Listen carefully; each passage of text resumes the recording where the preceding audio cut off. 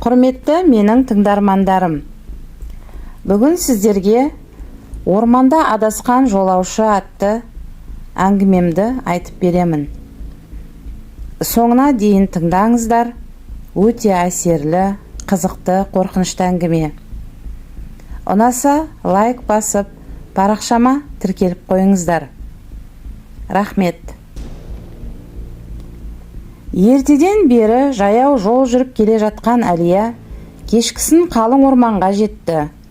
Қараңғылық түсіп, аспанды қалың бұлт басқанда, ол жан-жағын бағдарлай алмай қалды. Әр ағаштың көлеңкесі өзіне қарай еңкейіп тұрғандай көрінді. Оның телефонының шамы жартылай ғана жарық беріп, батареясы тез отырып жатты. Кенеттен ол алыстан жарық көрді. Кішкентай оттың жарығы секілді. Әлия сол жаққа қарай жүруге бел буды. Ол жақындаған сайын жарық алыстай берді. Бір сәтте жарық мүлде жоқ болды. Ал айналасынан бір түрлі сыбдырлар, аяң дыбыстары естіле бастады. Біреу артынан еріп келе жатқандай сезілді. Қанша тырысса да орманның ішінен шыға алмады. Әлия жан ұшыра айқайлады, бірақ оның дауысы өзіне жаңғырып қайтты. Соңғы батарея таусылғанда, оның алдында үлкен көлеңке пайда болып, «Бұл жерден ешкім шыққан емес», деді. Әлияның алдындағы үлкен көлеңке өз пішінін өзгертті. Ол адамға ұқсас болып көрінді, бірақ оның бетінде көз де, ауыз да жоқ еді. Оның қолы Әлияға қарай созылып, әлсіз дауыспен, «Бізді естідің, енді бізді көресің», деді. Әлия үрейден орнында қатты. Айналасында тұман қоюланып, орман ішін көрінбейтіндей етті. Ол бар күшін жинап, кері қашуға тырысты. Бірақ артынан бірдей қадамдар мен күңіренген дыбыстар естілді. Ол жүгіре-жүгіре әлде бір үйге жетіп тоқтады.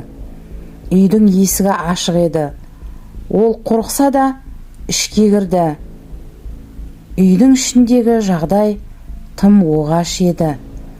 Бұрышта бос орындық тұрды, бірақ ол өздігінен қозғалғандай болды. Терезеден сыртқа қараса, көлеңкелердің қозғалысы көрініп тұрды. Әлия терең дем алып, жағдайды түсінуге тырысты. Бірақ үйдегі сағаттың үні бірте-бірте күшейіп, басын айналдыра бастады. Сыртқы есік қайта ашылды, бірақ бұл жолы ешкім жоқ еді. Әлия үйден жүгіріп шығып, орманнан шығатын жол іздеді. Тұман біртіндеп сейіліп, алдына шағын жол көрінді. Бірақ сол жолдың бойында бір тас белгі тұрды. Оның үстіне шығу жолын іздегендер ешқашан қайтпайды деп ойып жазылған екен. Әлия не істей алатынын білмей көз жасына ерік берді. Ол қайда барса да сол орманнан шыққан дыбыстар мен күңгірт дауыстар оны әрдайым аңдып жүретінін түсінді. Әлияның көз алдындағы тастағы жазу оның жүрегін дір еткізді. Бірақ ол үмітін жоғалтпай жолдың бойымен ары қарай жүрді. Әрбір қадамында оны айналасынан әлдебір дауыстар бақылап тұрғандай болды. Олар күңіреніп, «Неге бұрылмайсың? Неге бізді тыңдамайсың?» деп құлағына сыбырлағандай болды. Әлия терең тыныс алып, өз-өзіне сенімді болуға тырысты. Бірақ жолдың соңы үлкен ағашқа келіп тірелді. Ағаштың діңінде бір белгі ойып жазылған екен: өткенді қабылдаған адам ғана құтылады. Ол бұл жазудың не білдіретінін түсіне алмады. Кенеттен жер дірілдей бастады. Ағаштың түбінен қараңғы көлеңкелер шығып Әлияны қоршады. Олар оны ұстап алмақшы болғанда, Әлия өзінің балалық шағын еске алды. Сол бір сәттерде жоғалтқан жақындарын, айтылмай қалған сөздерін, шешілмеген жан жараларын есіне алды. Сол кезде көлеңкелер бір сәтке тоқтады. «Қабылда, қабылда!» деді әлдебір дауыстар. Әлия қорқынышын жеңіп, көзін жұмып, «Менің қателіктерімді кешіріңдер, өткенімді мойындаймын, жіберіңдер!» деп айқайлады. Көлеңкелер бір сәтте сейіліп, ағаштың түбіндегі жазу жарқырап кетті. Жолдың арғы бетінде әлсіз жарық көрінді. Әлия бар күшін жинап сол жаққа жүгірді. Бірақ ол әлі орманнан шыққан жоқ еді. Жарықтың ар жағында не барын білмеді. Әлия жарыққа қарай жүгіріп келе жатқанда, ол аяғының астында жердің өзгере бастағанын сезді. Қанша жүгірсе де жарық одан сайын алыстап бара жатты. Ол бұл жарықтың алдындағы тұманның тағы бір иллюзия екенін түсінді. Айналасындағы ағаштар өзінің тамырларымен көкжиекке қарай таралып, Әлияның жүрегін әлсіретіп жатты. Жарық бір сәтте мүлде жоғалып кетті. Бірақ дәл сол сәтте орманға күрт айтқындық пен тыныштық жайылды.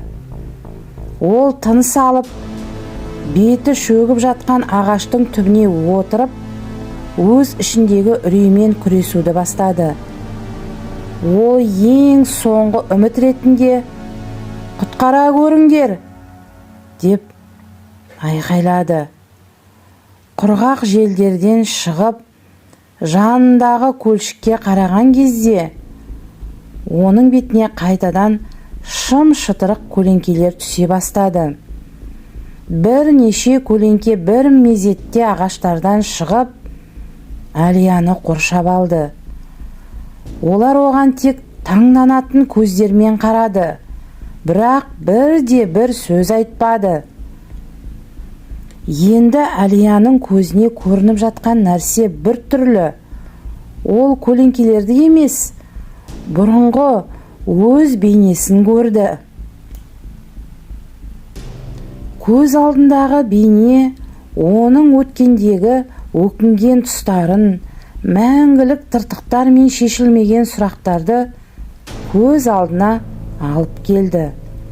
Бұл өзінің ішкі күресі, өткенмен татуласуы, өзіндік қабылдауы болатын.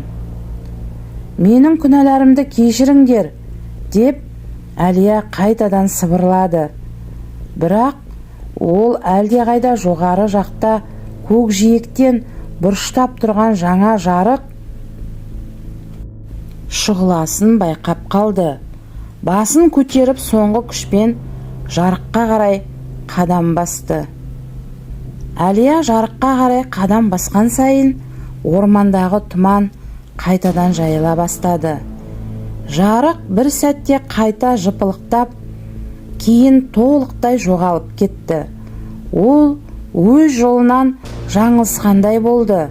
Кенеттен көкжиекте жаңа бір сәуле жарқ етіп, Әлияны өзіне тартқандай әсер қалдырды. Әлия сол бағытта жылжыды. Бірақ ол сезінді. Жарық оған бәрін қалдыруға, өткенді ұмытуға шақырып тұрғандай. Одан сайын көлеңкелер оған жақындай бастады. Осы сәтте ол орманның ішінен тұрып қалған өз бейнесін қайта көрді. Ол өз-өзінен қашып, дәл сол бейненің астында тұрғандай сезілді. Әлия бұл бейнеде өзінен бұрын жасаған қатесін көріп, оның көздеріндегі көзқарасты түсінді. Ол өзін алдаусыз танып, өткен қателіктерін мойындап, ішкі тыныштықты іздеуге тырысты.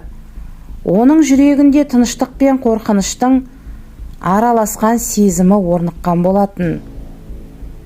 Сол кезде ағаштардың арасынан тағы да қадамдар естіле бастады.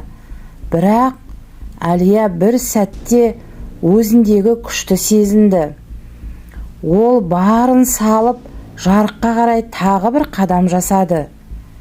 Кенеттен барлық көлеңкелер артына шегініп, жарық оның жолын ашып берді. Әлия осы соңғы қадамды жасағанда, орманнан шығып, жаңа әлемге қадам басқандай сезінді. Бірақ оның алдында не барын білмейтін еді.